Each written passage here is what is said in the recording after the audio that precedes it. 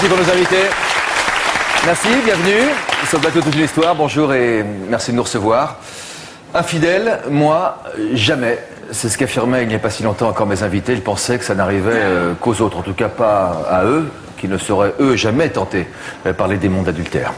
Pour être encore plus précis, ça ne leur avait même jamais effleuré l'esprit. Pourtant, ils ont succombé à ce qui était pour eux inimaginable. Alors,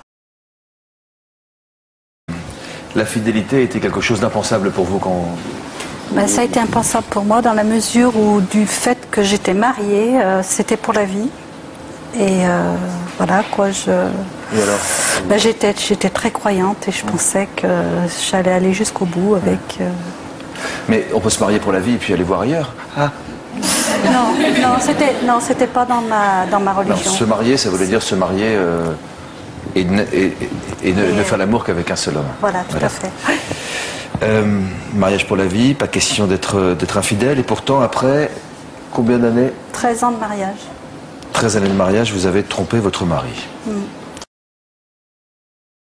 On ne peut pas appartenir à deux hommes en même temps. On ne peut pas. Enfin, moi, dans mon cœur et dans ma tête, c'était pas possible. Mon mari a voulu faire le maximum pour me récupérer et je lui ai dit non. Je lui ai dit non et j'ai tout perdu.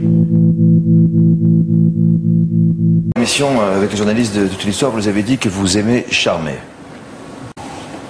À cette époque-là, il y a un an exactement, j'avais envie de plaire. Donc vous avez envie d'aller voir ailleurs, si dans le regard des autres, au moins dans le regard des Non, autres. c'était pas prévu. Envie de plaire, vous m'avez dit. J'ai plu à cet homme que j'ai rencontré. Comment vous l'avez rencontré?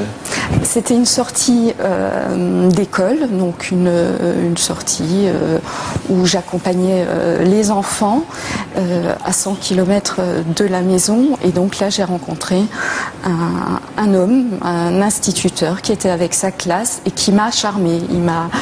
Il m'a tout de suite plu et puis voilà.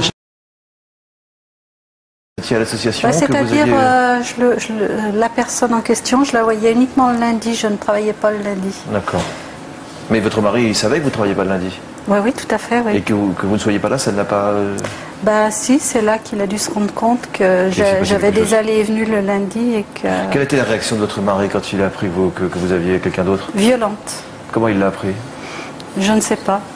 Je ne sais pas exactement. Il vous a pris en flagrant délit, si j'ose dire? Je ne sais pas comment dire, excusez-moi pour ces termes, excusez-moi. Enfin, flagrant délit. Il vous a vu avec lui? Disons que j'étais avec la personne, oui, ouais. oui. En fait, j'étais rejoindre la personne un après-midi. Où? Et chez lui? Non, à l'extérieur. Et j'étais avec lui dans la voiture. Et puis là, j'ai vu arriver mon mari avec une camionnette. Et puis, on s'est vite sauvés, quoi. Et puis, on a fait tout le tour de la ville pour se sauver, quoi. En voiture, comme ça? Ouais. Il nous collait derrière avec la voiture. Oli, le mari qui vous court après, vous avez fini par vous retrouver où avec votre mari pour discuter de tout ça, la tête reposée? Eh bien, ça a duré peut-être 2 heures où donc je suis restée avec la personne dans la voiture à me demander comment est-ce que j'allais faire parce qu'on avait réussi quand même à le semer. Hein. Et puis j'ai dit, t'as pas le choix ma petite, faut assumer. J'ai franchi le pas du garage, il attendait derrière la porte. Hein. Et là, il m'a dit « Ouh, toi !» Et puis il m'a bousculé. Et puis bon, je suis montée dans la chambre, j'avais peur. Et puis j'étais me coucher, quoi. C'était tard le soir, donc j'étais me coucher. Marie s'en est-il rendu compte que vous aviez un autre homme dans votre vie? Disons, au bout d'un mois, je n'arrivais plus à le garder pour moi. Et puis un soir, il me demande qu'est-ce qui ne va pas. Et puis là, je lui ai dit, j'ai quelqu'un d'autre. Que j'avais quelqu'un d'autre, que je le trompais. Et puis... et il l'a très mal pris. J'ai vu la souffrance dans ses yeux et puis je pensais pas qu'il m'aimait ou oui, je pensais, je sais pas. Qu'est-ce qu'il a dit? Bah là, là, à ce moment-là, il est devenu fou, hein, alors que c'est un homme très, très calme. Mais là, pareil, je pense qu'il aurait pu tuer à ce moment-là.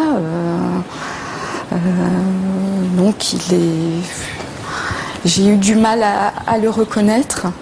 Donc c'était un homme qui n'était pas du tout jaloux.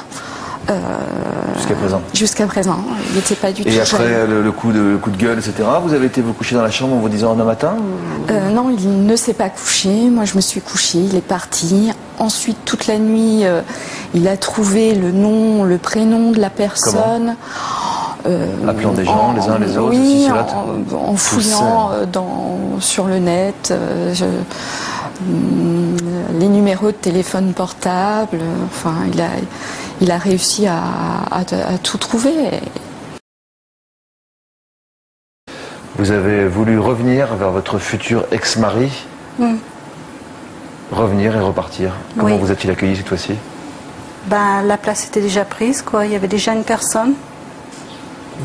Vous vous en voulez aujourd'hui d'avoir joué avec le feu? Oui.